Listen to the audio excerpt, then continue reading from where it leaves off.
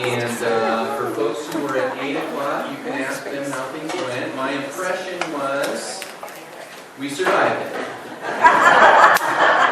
Nobody was hurt. Nothing caught fire or was spilled. And in my book, that's a win. My family will be along shortly, and they can be barraged after a bit. We'll all certainly be around at the after hour for the big party out front, so connect with them there. And you'll have opportunity to meet them over sometime. Erica will be, one of her ministries on a Sunday morning, will be parking the boys at their respective classrooms, which as a new person takes some time to figure out where they are. So we'll figure this out little by little. So we'll be gentle with one another. So I am going to propose that the way we would use this Sunday's Coffee with the Dean, right? This will happen every third Sunday of every month, is my understanding. Anyone? Okay, I'll be here at least. Third Sunday of every month, this will happen. And generally speaking, what I would hope to do with some of that time is play with a little bit of some congregational development stuff, which sounds really boring, and in a sense, some of it is really boring.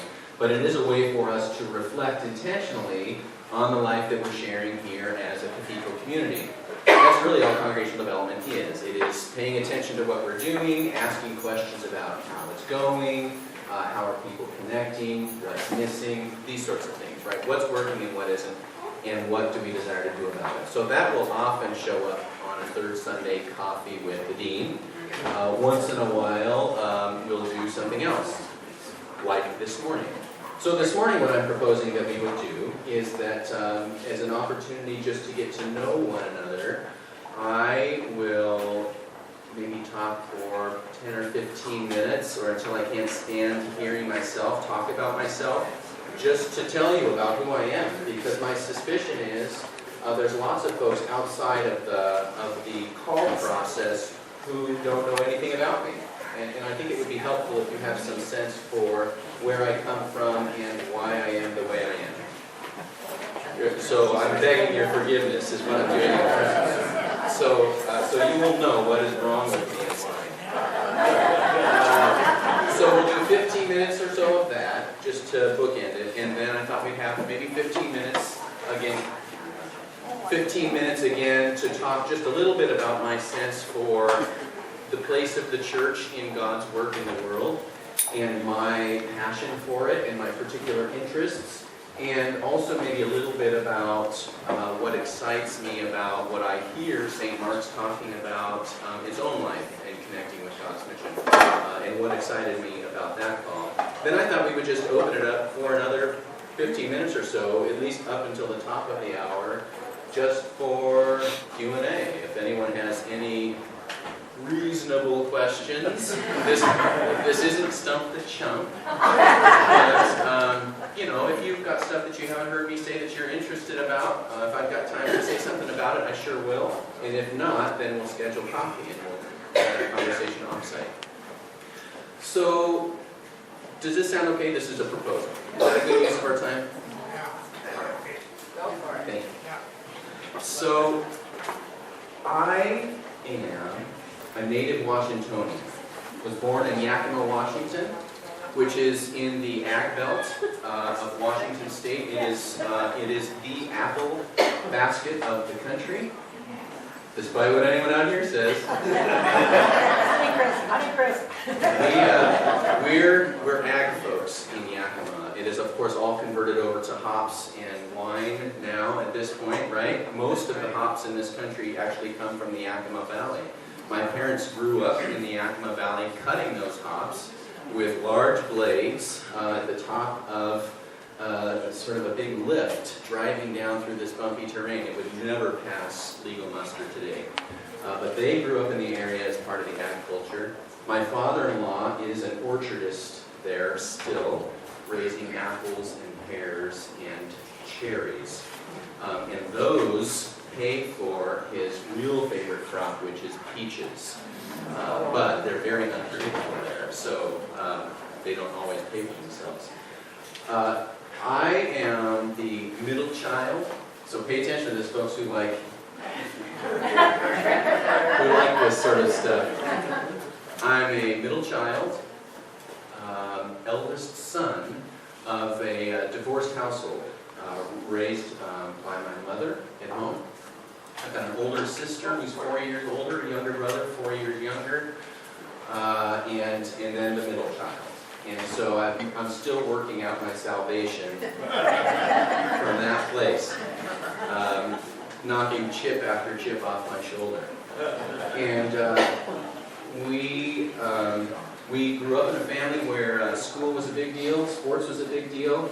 I've been an active person most of my life, much like my youngest son Owen, preferring to be out and about by a riverside, hiking or cycling than sitting and reading a book. I have only had to fight my way into the love of sitting quietly to study, so I sympathize with him.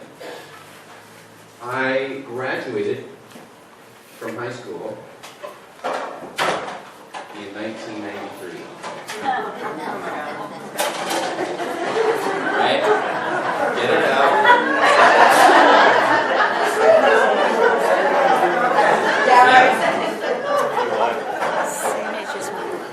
You've got a month to get over that. I graduated from high school in 1993, West Valley Ram, in the height of the grunge era, in sort of the home base of grunge in Washington State, and lived it up. Thoroughly enjoyed that era. I'm a musician. I've been a drummer since I could sit, and was always the kid in class who was tapping on the desk. And my parents were wise to buy me a drum kit in second grade, and played drums. My mother was just a saint. She would allow me to play until I was ready between school and dinner time, and she put up with it. And probably drumming saved my life. It was my first therapist, and very good for me to do that. Played in a band, recorded stuff. It was all part of the scene. Graduated in '93 and then went to the Evergreen State College. Anyone? The Evergreen State College in Olympia, Washington. It is what some folks might consider experimental. It is a place, no grades, not interested in grades, but we are interested in narrative evaluation, so it actually worked quite well for seminary and pre-seminary studies. It was a place where we learned to think freely, to deconstruct radically, and to self-assess, and to pay attention to what connections the world around us is making with us, and what are the meaningful connections we make with that world around us. It was in the midst of Evergreen studies, my first 2 years, that I decided that things needed to change for me in my religious life. I was born in the Missouri Synod Church as a young person at the age of, right? Okay. So the middle child of the Missouri Synod.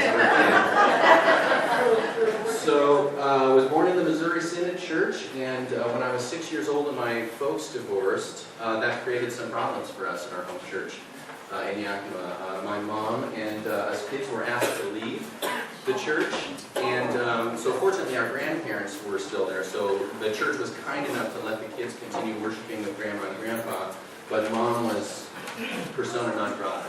So she was cast out, and by the grace of God, connected with a friend who was on the Cursillo team at the church right across town. We happened to be hosting it that year in town, and she made her Cursillo, and very quickly was invited to join the parish. She did so. She worshiped there for 3 full years, and then the summer before my 4th grade year, she invited the children to come and join her.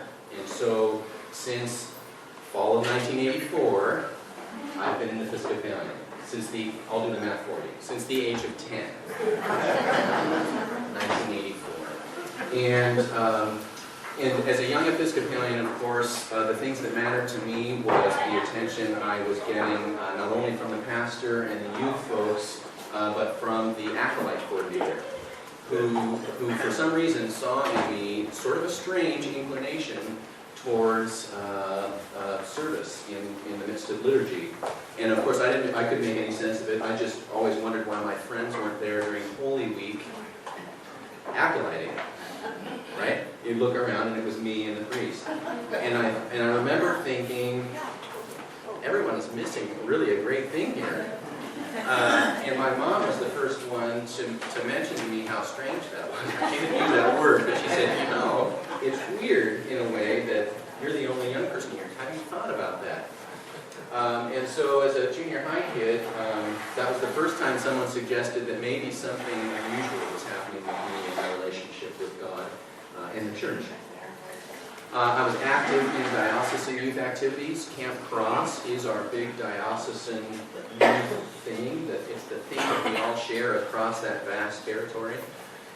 Your bishop, Brian, was my first diocesan youth pastor. He was the director of Camp Cross when I first started going there as a young person, and remained director until I certainly graduated high school, and I think by the time I was out of college, he was still just transitioning out of that.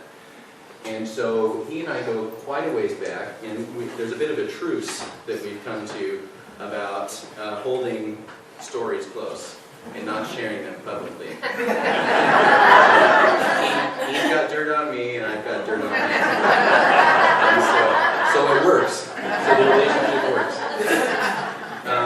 All that to say, also, he is a dear friend of mine, and so the potential of getting to work with him as a colleague is one of the great satisfactions of this particular call, to come and reconnect with a mentor of mine. When I went to college, of course, I mentioned the Evergreen State College. Go Gooey Ducks. The Fighting Gooey Ducks. I'll sing you the fight song sometime. Over drinks, it's filthy. But my first 2 years of college, part of the Evergreen experience for me, and I think it's not unusual for young people in particular, and quite healthy actually, is part of my differentiating from home was differentiating from the church. And there wasn't an obvious college connection for me in Olympia. And so I just decided, I'm done with the whole thing. Plus, I need my Sunday morning to sleep in. And so I had a whole rationale. The whole thing lined up perfectly and beautifully. Until I discovered a book, the spring of my sophomore year of college, by a guy by the name of Nelson Lancaster, wrote a book called Thanks to God and the Revolution. And in that book, he was talking about religion, Christianity in particular, in Nicaragua, and in Managua specifically. And what he was talking about was tensions between sort of a liberationist posture in Christianity and an emerging American evangelical impulse in Managua, and the tensions not only religiously, but things that showed up economically and politically, out of people's convictions about the nature and will of God. And I thought, that is spectacular. That is fascinating that somebody's convictions about the nature and will of God could deeply affect, in matters of life and death, their public life, their civic life, in their personal economic life. And I thought, I've got to go see that. So I scheduled a trip to go to Nicaragua that next summer in '96. And I spent an entire summer shadowing a guy by the name of Arnaldo Centeno, who was a Mexican priest who was there serving, Jesuit, serving as the head of a Christian base network, Christian base communities networks. And he was the priest for this entire network. And he was kind enough to pick me up every morning and take me off to wherever he was going, and let me see what life with his folks was about. And in the midst of that trip, I found myself, I'm a crier, by the way. I was so deeply convicted in the sense of what is wrong with me, that I could take this stuff so loosely as to be able to say, no thanks to God and religion. And who am I when these folks are living and dying by it? I was changed profoundly, I spent a lot of time weeping in the back of pickup trucks between villages and home in Managua. And it was the case that I met a Kiwi, a New Zealander, traveling down there, and we had to go down to San Jose. He had to leave the country for a short while. And I went to San Jose, Costa Rica with him for a long weekend. The weekend after my 22nd birthday, which was a disaster. They do rum and coke differently there. So that was a bad weekend. But in the midst of that, on the travel back to Managua from San Jose, we lost each other. This travel companion and I lost each other. So I had about 15 hours on a bus just to sit with myself and my thoughts and to reflect on what had been happening within me and around me. And it was in the midst of that trip that I experienced a call, a legitimate call, crystal clear, voices and everything, maybe even some bright lights. No smoke machines, but bright lights for sure. And it was a clear call to serve the church, right? To be a priest in the Episcopal Church. It was very specific. That was July 18th, 1996, in the early afternoon.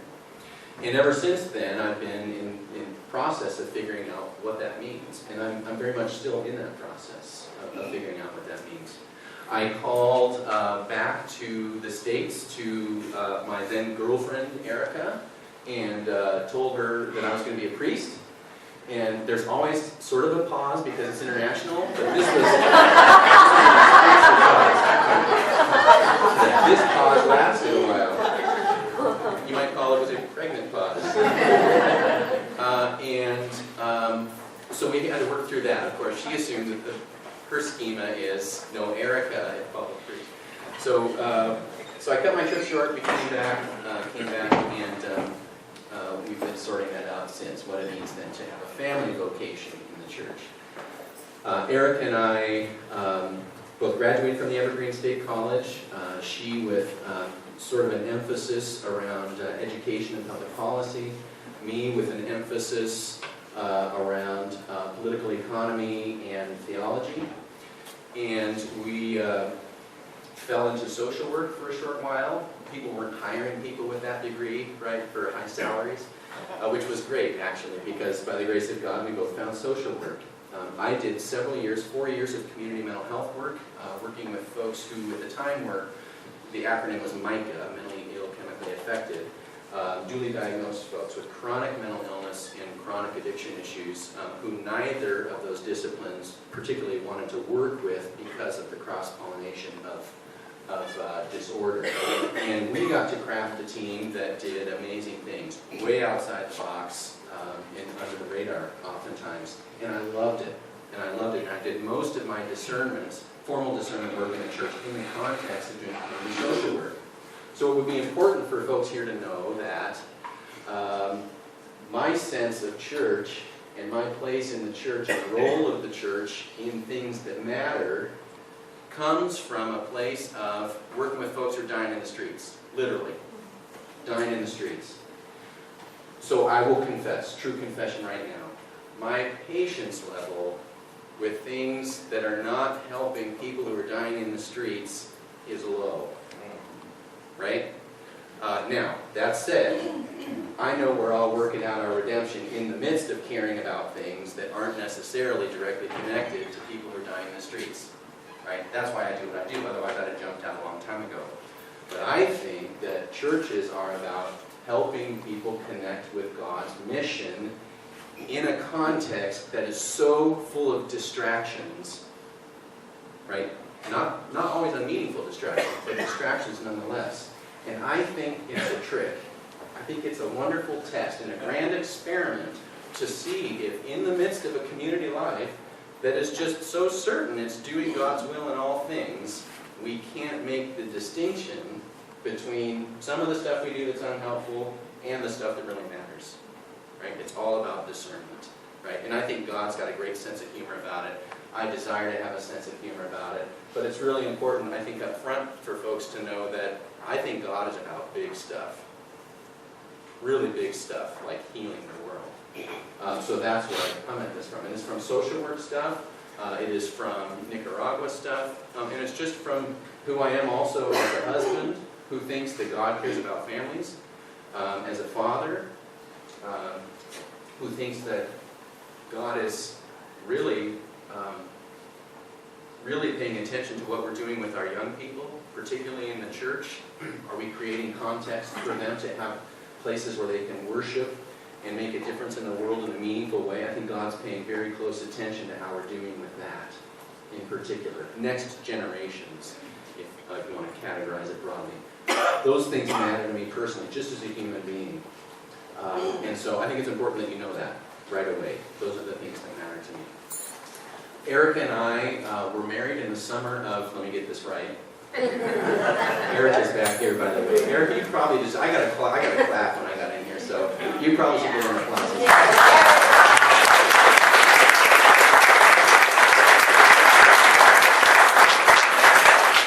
It will only take a week, and you will like her way more than me. She's the better half by far. We started dating in March of 1994, so we celebrated 20 years this year together. We were married in the summer of 1999 at her father's orchard in Yakima. Big salmon feast with salmon flowing directly in from Seattle. It was spectacular. They were cooking it during the ceremony, so everyone was distracted. It was a great occasion for us. We were in the midst of formal discernment still with the diocese and sorting all that stuff out in the midst of social work. Erica was doing social work in the schools, which is still discerning kind of her teaching vocation and her connection with public education, but from the social work end of things. And in the spring of 2001, our first son Isaac was born. You'll meet Isaac, you can't miss him. And he's loud and funny and all of these things. So that's Isaac. Great personality. You will meet him. He was born in the spring of 2001, March. And 5 months later, we were all in the front of a U-Haul driving to CDSP, Church Divinity School of the Pacific in Berkeley, the seminary of the Pacific Coast, to begin seminary studies that fall. And he's a screamer. And he yelled the whole way. That fall, of course, 1 month later, on the very first day of classes, 9/11, classes were canceled. And so it would also be important to note that most of my formative time has been post-9/11 experience with that framework about what's happening in the world, which can't help but have a multi-faith, interfaith connection to it, component to it, that those things are vitally important to whatever we're doing, that we're not speaking to a small family anymore, but that in fact, whatever we're doing is deeply connected to a global family that is at odds over some very important things. And so we need to develop a language and some skills for that. So it's important that folks be aware that that's part of my shaping as well. We did 3 years of seminary in Berkeley. It was lovely, found a great coffee shop there, met some great friends, but I was really glad when it was over. I was exhausted, and it's hard on families. And so we left CDSP pregnant with our second child, Owen. He was born Christmas Eve of my first Christmas back in the Diocese of Spokane. So holiday babies can go find Owen and commiserate with him. He has done well so far, I would say. He's done well. He survived it. But it did mean my very first Christmas Eve at my first placement out of seminary, I was in the hospital. And at first I thought, this is kind of a bummer. Right? I mean, there I was. 3 years for this. And in fact, very quickly it turned on a dime. Yes, exactly. 3 years for just this very thing.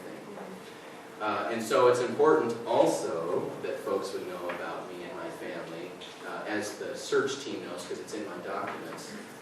Family is first for me.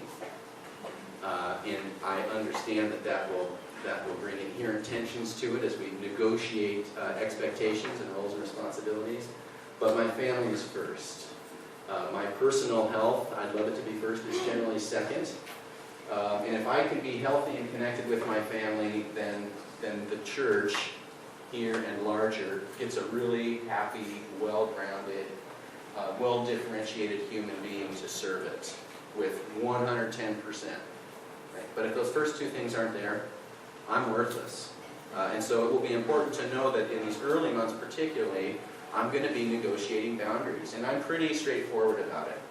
I've already forewarned Erica this first month will be fairly boundaryless because I think it's important that I see the whole life of the place. But it will be the case that I will be working as a leader within the system and a pastor within the system through a system that's already incredibly capable. There are very few gaps, if any, that I can see. So I'm here to be a partner and a cheerleader, an encourager. I'm here to help line some things up in terms of coherence so that the system as a whole makes sense. So that despite what we might think about being boundaryless, that the church actually does have boundaries in terms of a common sense of identity, common sense of purpose. I'm here to help with those things. But you've got an incredible team for pastoral work. You've got an incredible team for liturgical leadership. You've got a very capable front office staff. Pat is the primary reason I didn't pull every hair out of my head because she communicated well. She made sure that the resources were available when we needed them for the move. And she very much was pastor for me. And so if you see her, you should give her a huge pat on the back. She's very good.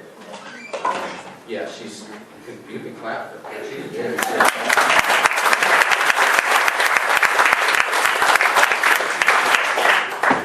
So, family, personal health, church. So let's talk about church. Actually, one last little piece about family, and then I'll get on to church. We're in southeast Minneapolis. We're near Nokomis. We're public education folks, just sort of by predisposition. And so our kids are at Hale Field. They're Hale Field kids. We love what's going on elsewhere. We're just Hale Field people. So Owen is a 4th grader at Hale. He'll get 1 year there, and then he'll move up to Field. Isaac is an 8th grader at Field. He'll get 1 year there, and then move up to Washburn. So that's kind of, when we're doing family stuff, that's kind of our general corridor, is hanging out down that direction. So that's the family piece that I think is important. The kids are busy with Minneapolis United Soccer and loving it. Some folks here really helped pull some strings to make that happen because we missed tryouts. And that has made all the difference. In fact, they did soccer before the first day of school. And so everything was right. So when school happened, it had a context that was bigger. And of course, both kids had immediate friendships from soccer that showed up at school. So I think they're settling in and they're doing well, still grieving appropriately, a significant move. Is that right? Yeah. As are Eric and I. And so you should know that. We're profoundly excited to be here. And we miss people. So, yeah. Anywho, so church stuff. Church stuff. Several years back, 2004 in fact, I came out of seminary and served for 3 years at the Cathedral of St. John the Evangelist in Spokane as a curate, technically a curate. The whole thing fell apart as soon as I got there. But I started as a curate, that's what they hired me for. And then there was transition into dean's position and I became something else. And so served there as a priest associate for about 3 years. In the spring of 2007, I was asked by the bishop to restart a historic downtown parish, working class, really tough neighborhood that had been through years of gang wars, primarily over the drug trade. And we had a small historic parish there that the diocese wasn't sure what to do with. And the bishop said, well, I'll go see what you do with it. And so I spent 3 years working with them on questions of mission, particularly mission in a place that they've got all sorts of history to harken back to in terms of how they've done things, much of which was irrelevant, but the nuggets of which gave some sense that that church is a place that self-identified as a neighbor, right? That it understood what God needed it to do by virtue of knowing what people within walking distance needed them to be. And that shaped them. Now, it shaped them in some ways that made sense, during the years that it made sense. They had just lost track of that and they needed to start over. So most of the work was sorting out and doing the deep discernment work with them. Who are we really? Who does God need us to be? And who does the neighborhood need us to be? And Fred Bickner, right, has this great quote about vocation. Many of us have heard it, this notion that we find our vocation. at the intersection of our own deep gladness and the world's deep hunger, right? So it's always dialogical. The vocation not just of individuals, but the vocation of communities is dialogical. It's not fixed. There's nothing static about our vocation, which means there's nothing static about what we do. It's all in negotiation with the world in which we live. And God delights in that, and probably laughs on a regular basis at how hard that is for us. Because what it means is that some of our most cherished things, as delightful as they've been, and as much as they hearken us back to better times, they're just not connecting, right? You're sort of proclaiming to a world, and you're checking the microphone to see if it's working, because no one's responding. And I think the church as a whole, and this isn't picking on anyone in particular, but the church as a whole is sorting this out. And I know that this conversation is alive and well here in ECMN. We're all doing this. And one of the things I was most excited about in the profile work that I read about St. Mark's is that St. Mark's seems to know that that's happening in ECMN, and rather than shoring yourselves up and resisting it completely, which would be unusual at a cathedral, it seems like the place is open to that, and is open to some of the hard work about figuring out what God might be calling us to do that's new, right? How do we hold on to the best, and how do we do something new? It's a big question, and I saw that fairly clearly in the profile group, and I love to do that stuff. It's one of my very favorite things. So I did that work at this little parish in Spokane. We did a restart there, and they're still functioning quite well. They become a Jubilee Center, and their primary thing is to serve the practical needs of a really broken neighborhood. And they're good at it. They're doing good stuff. But it has meant that they've had to change all sorts of old habits, let go of lots of old favorites, and in fact, we created an entirely new canonical status at the diocesan level out there to make sense of this little place, which was kind of a hoot to watch folks at the convention. Oh no, you don't want to do it, you know. Anyways, I think those things are hysterical. Trust that God is good and that all will be well. So a canonical change, I thought. Go for it. So after Holy Trinity, after 3 years there, in 2007, I did 2007 to 2000, just the end of 2010, the bishop asked me to come and serve on his staff. And so I did two years on his staff as the canon for congregational development, which was essentially taking some of the practical learnings and some other things I'd done during those first several years in ministry to offer some of that framework to the entire diocese. So it included some direct consultation with vestries and bishops' committees around the diocese and with other clergy, but it also meant getting to tinker a little bit with the diocesan system and play with some things that were obstacles, right? So this canon, to create the new canonical status for Holy Trinity, that was kind of one of my little babies that I got to play with and see what everyone thought of it. And it passed, and they still don't know what it means, but it passed. But I got to do that at the diocesan level, which is where I really kind of caught fire for the value of, however you want to think about it, hierarchically or systemically, but leadership from the center for sure. That a lot of what we were hearing in terms of response from people around us in the diocese was a sense of not having permission to do a new thing. Not that they were necessarily stuck, but they didn't know they had permission to think and to function differently as a community of faith. And I understand why they think. I mean, for one, it's really exhausting to do a new thing. When you're just trucking along, it's exhausting to shift gears.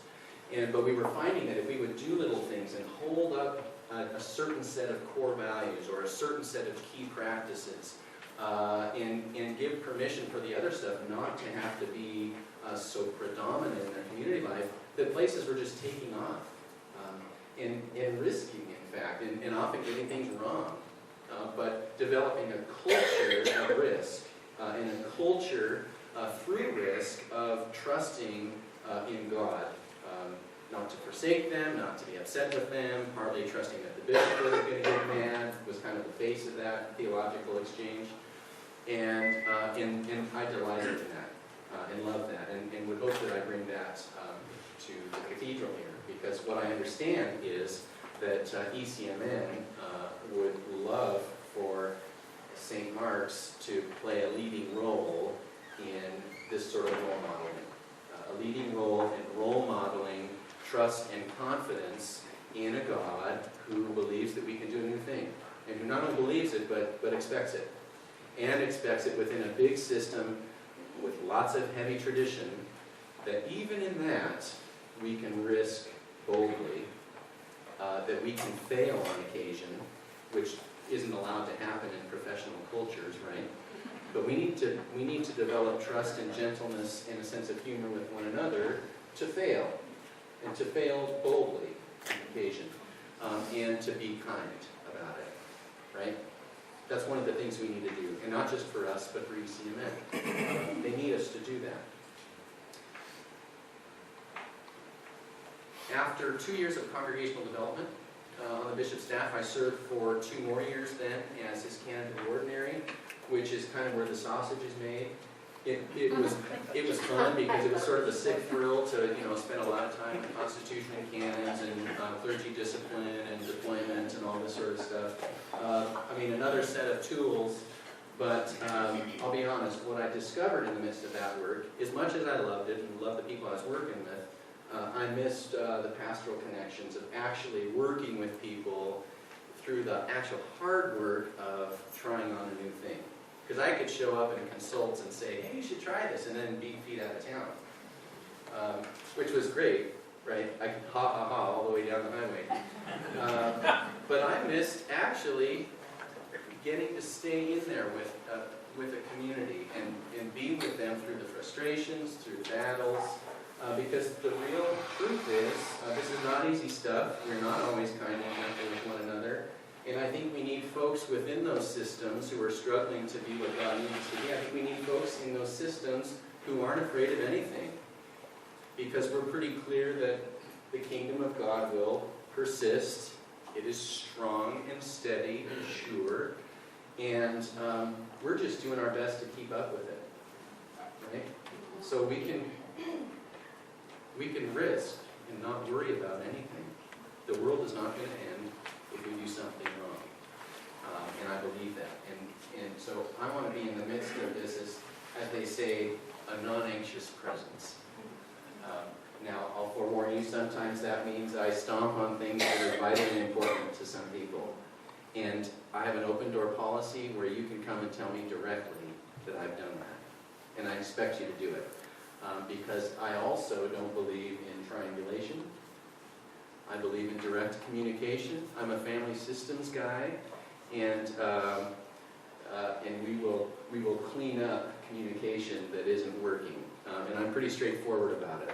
So if conversations are happening out in the parking lot that should be happening at a council meeting, I will probably be the one who walks out and invites you in, or asks you to just go home.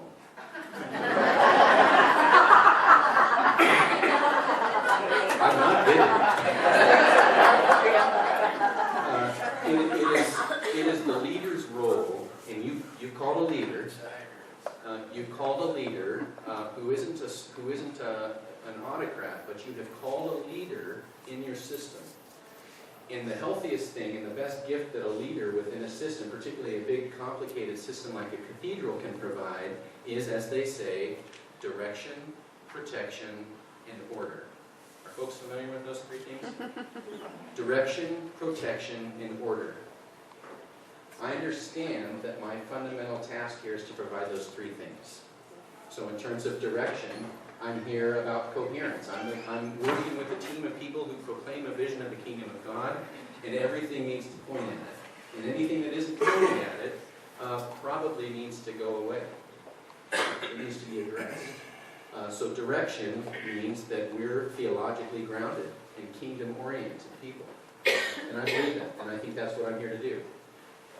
In terms of protection, it is my responsibility as the dean of this cathedral to ensure that this place is safe in all sorts of ways.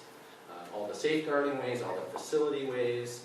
It's my responsibility also to make sure that it is an emotionally safe place. And so when I hear of or see behavior that is counter to that, it is my responsibility to address it. and I will, because I take that responsibility seriously. I am not a person who assumes that everybody gets to stick around a church just because church is supposed to be open door policy. I believe that churches get to name norms and expectations, and we get to ask people to abide by them. And walk with them through the very hard work of getting on board with that. Right? Conversion of life is hard work. And we're in that business. But it does mean we name expectations. And in terms of order, right, direction, protection, and order, it is my task to make sure that the system functions in a healthy way, right? That it's really clear that you've made an excellent decision, in my humble opinion, about having a chapter and a council. I think that is a brilliant decision, and I think you all have a great agenda that drives the time, right, and drives the business. I think that's excellent. And I'm going to make sure that the whole system understands that and works through it, right? And that system understands its responsibility to the whole.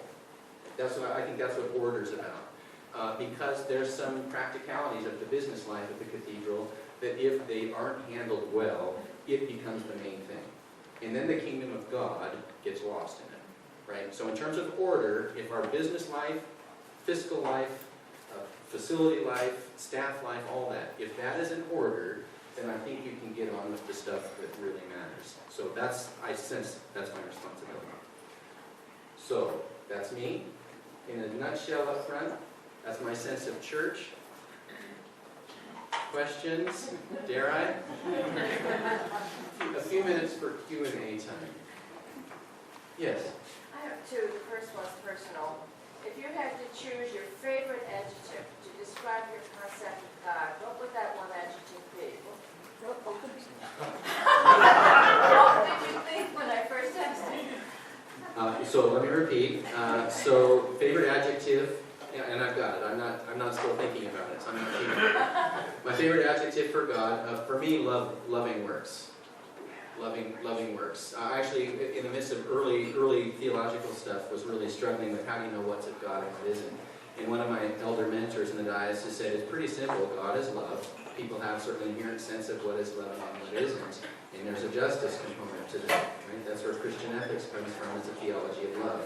So it sounds kind of soft and fuzzy, but it's actually pretty prickly. Yeah. Good. And I believe that our task is, as the mission of the church is reconciliation, I believe the task is to learn how to love God. Thank you. Yeah. May I ask my second? Is that all right with the group? Did she get two? Yeah, I take two. All right. 2 questions. You get another. On the continuum between high and low church, where do you place yourself and when?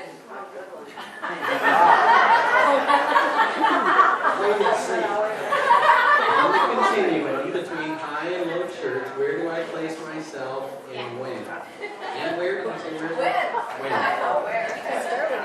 I'm a contextual church person. I believe in the incarnation. I believe communities have cultures. And I believe that if I'm in a high church place, I'm high church. If I'm in a low church place, I'm low church. Like I said, I'm a camp kid. And so worship on the rocks, staring at the sky, works for me. And high church smells and bells works for me. Yeah, I can see that doesn't work for everybody. So I'll go with darn near anything, and I love it all. Actually, right one is a guilty pleasure. Yeah, I think that pleases some folks, but I love right two and all the UW stuff too. So, pinch hitter. I think I know your answer. What do you see as more important? What do I see as more important? Kingdom then or kingdom now? This is the great eschatological question. I don't think they're separate. I don't think one's one or the other. There's the notion now but not yet, right? That the kingdom is now but not yet. I think it would be impossible to aspire to anything now if it weren't a concrete reality, past, present, and future, right? So the alpha and omega thing that holds the whole together, it's all concrete and it all matters. Yeah. Nice try, though.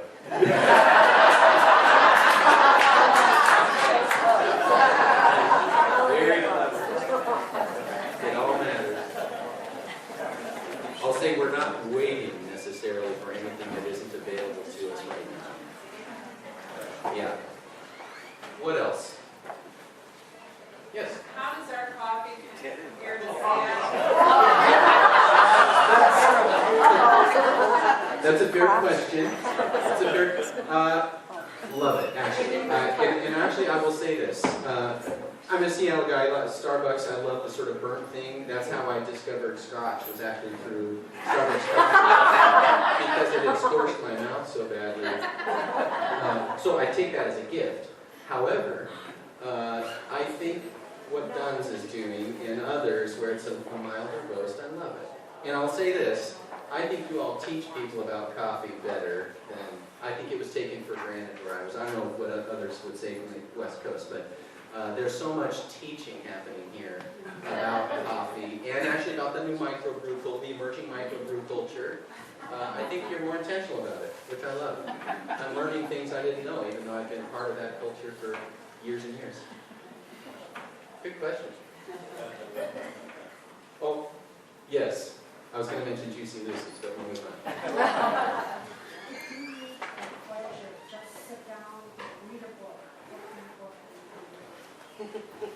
If I had a chance to just sit down and read a book, what kind of book would that be? You're not going to like this. I am a Harvard business junkie. So when I sit down to read a book, I'll be honest, I love to hear what new things someone's trying to say about leadership. I'm fascinated by it because I think it's a snapshot about what we think isn't among us. So anyways, they try to capture it. I find that fascinating.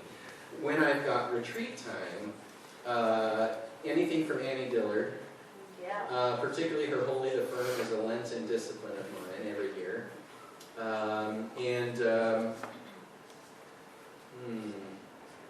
And you can't beat The Little Prince. Stuff like that. I love stuff that's targeted at kids, but it's really not, in a way. Are you still playing the drums? Am I still playing the drums?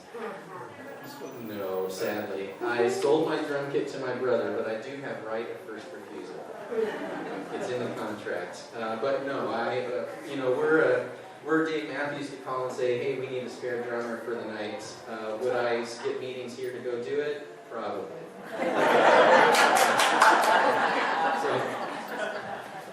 So if I'm not here ever, you'll know where I'm at. The dream has come true. What else? Other things?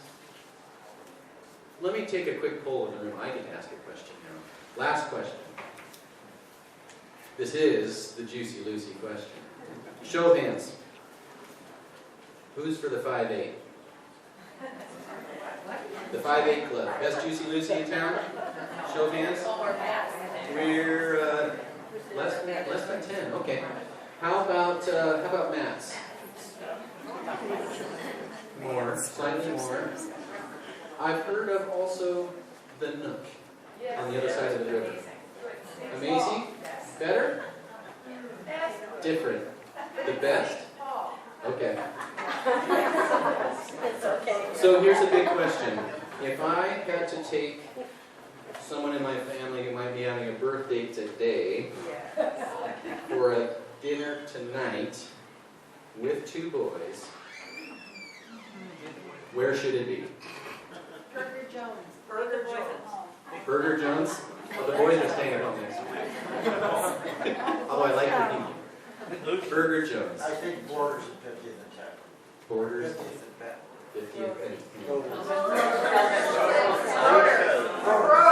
Heyday. Heyday. All right, I'm hearing the loudest for Broders. Heyday. I vote Heyday too. All right, here's what I'm going to ask everybody. There are notepads in the front office. Part of new member orientation, and this is practice with us, just like you'll do with anyone else who's new here. You have to connect them to meaningful things. And food is a big deal for us. And so if you've got time and would leave a note and your recommendation for it in my box, I would really appreciate it. As would the folks. I have enjoyed this thoroughly. You've all been way more gentle than I would have expected, even for a first Sunday. So thank you for putting up with sort of this background time. I look forward to getting to meet folks on a personal level as much as I love a big group deal. I love coffee with folks, and I've intentionally set time aside in my schedule on a regular basis to be available for that. So if you've got questions, concerns, interests, for at least a big chunk of this next quarter, I'm directly available for those things. And then we'll figure out how the dean connects with some of those other things that you have asked the dean to be connected to. So thank you for your time and energy. For those who were with us at 8, thank you so much for being so generous with your response to the homily. And, no rotten tomatoes. And for those staying around for 10:30, I look forward to worshiping with you for the very first time. And thank you to everybody who's been a part of this. This has just been a delightful transition. I'm